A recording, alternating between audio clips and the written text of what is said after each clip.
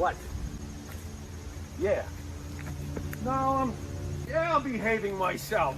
No, I'm not playing in abandoned buildings. What? Again?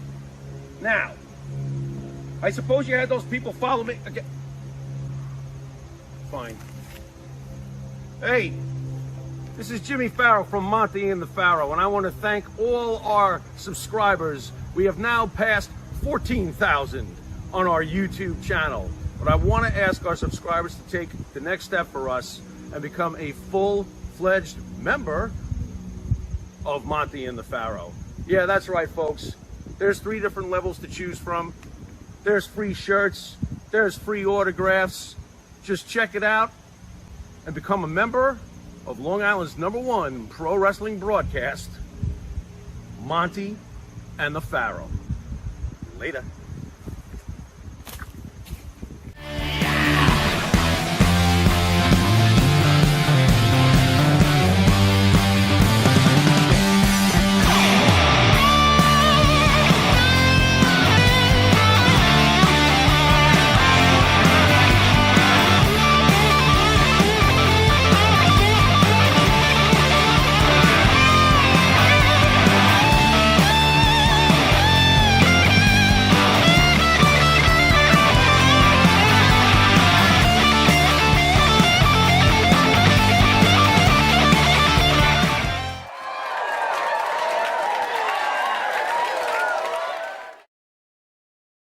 Favorites from back in the day.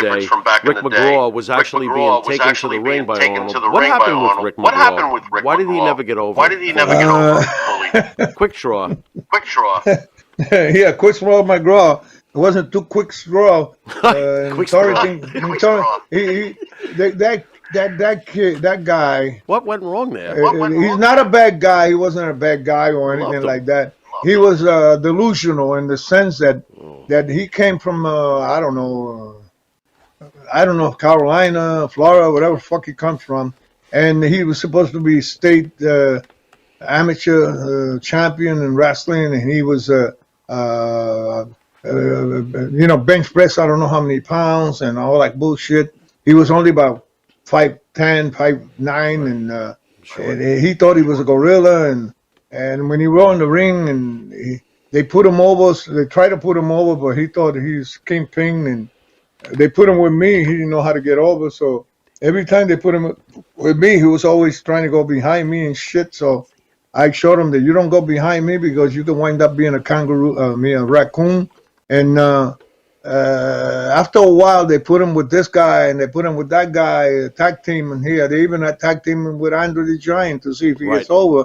Right. He fucking never got over. He was too proud to be in the ring. The last time I worked with him, they put him in Torrington, Connecticut, and they had a sellout in a high school somewhere. And Arnold Collins says, Johnny, you and McGraw go and give me 20-minute Broadway.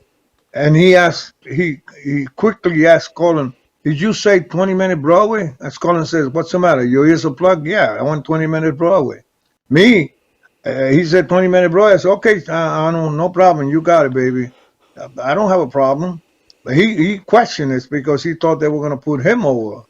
Well, he was pissed. He went in the ring. One would go behind me. I gave him the beating of his wrestling career because there was no TV. So, and all the boys watch. And I have no problem doing that because he's I think he was Carolina State wrestling champion. And I'm not, I don't have no record nowhere about being no wrestling champion. All I know is you don't go behind me and get away with it and try to make me look like a jerk because I don't know how to wrestle. All I know is that they taught me how to defend myself. So, and I'm proud to be saying that in the years in the beginning, around 1963 or whatever the fuck it was, or 65 or 67, whatever. Remember Carl Gotch when he was in New York with Rene Goulet doing the tag team? And Rene Goulet, of course. Well, Carl Gotch, who's a good shooter, and Victor Rivera, and myself, and Frank Martinez, and Gypsy Joe, we used to go to Brooklyn, and boy, that we trained with Carl Gotch. So Carl Gotch teach me, I would say they were close to a half a year, at least 1 day a week or 2 days a week. We got together in Brooklyn because we only had like an hour, and I took an interest in learning how to make somebody look stupid in the ring and don't look like I did it. You know what I mean? So he learned, but you see, it has nothing to do with me doing that. He's dead. The guy is dead. He didn't learn how to take care of himself. I don't know how he died, but they found him dead. Right. You know, Johnny. You know about that, right? Yes. Yep. Yes. Died I young. mean, I don't even know where they found him, but he was supposed to be dead in some hotel room or something. Why? I don't know. He was taking heart attack, but who yeah, knows? because I think he was taking. Maybe he was taking steroid. I have no idea. Probably.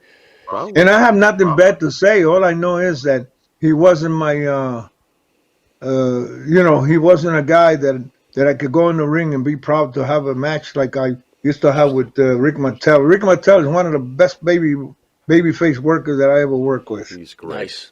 We love Martel. So I could close my eyes and have a hell of a match with Rick Martel without any problem. Tony Gurria. I could go in the ring and with no finishes, no nothing, and have a hell of a tear the house down with Tony Gurria.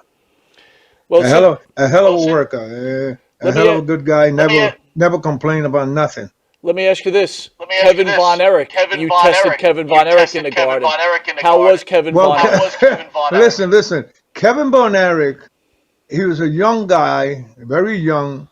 Amateur wrestler. The family has the money. Father's a promoter. They put him. They go over a lot in that territory, but they send him to New York. They give him a tryout. Vince probably want to use him, but they always want to test him first. Even whether they put you on TV or a regular house or the Madison Square Garden was the best way to test. Vince asked me, can you do 15, 20 minutes with him and get him over somehow? Of course, Vince, no problem. Why not? I love Vince. Whatever he wants, I don't care.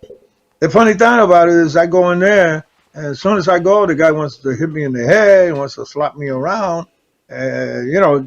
He's working, but he's hitting me in the head. He has no respect of the regular entertainment or the regular challenge. He's treating me like I'm here. I'm ready to smack you all over the place. And then he's trying to do all kinds of high spots about wrestling or something. Well, he learned a lesson real quick. And he went over, but the match was the shits. And I don't know if you guys seen it, but it's still. Yeah, and then that's not a match. That's not the kind of match I want. I want you to get over, and by the time they announced his name, he was gone. He disappeared. So you wasn't proud enough to be in the garden with me. I'm not supposed to be somebody that you could be proud enough to wrestle. You're a schmuck. You just started, but that's okay because I'm not. I didn't lose no weight over that. I mean, guess what? Now that we're talking about Von Erich, did you know that I just finished training McConnelly Holtz? He's a movie star who was on TV with that series with Chicago Police. McConnelly Holtz. If you Google the name McConnelly Holtz, he's a movie star that I just finished training, and he's doing the movie Fritz Von Erich, the father. Oh. I trained him for him to do the claw. Okay. Yep.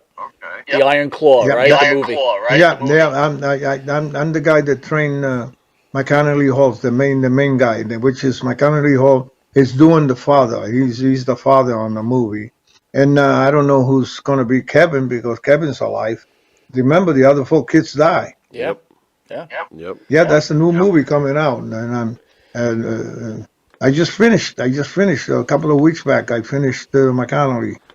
He looks like Von Erich, but he don't know nothing about wrestling. But I took him for a couple of months, and I did it at the gym. Well, Johnny,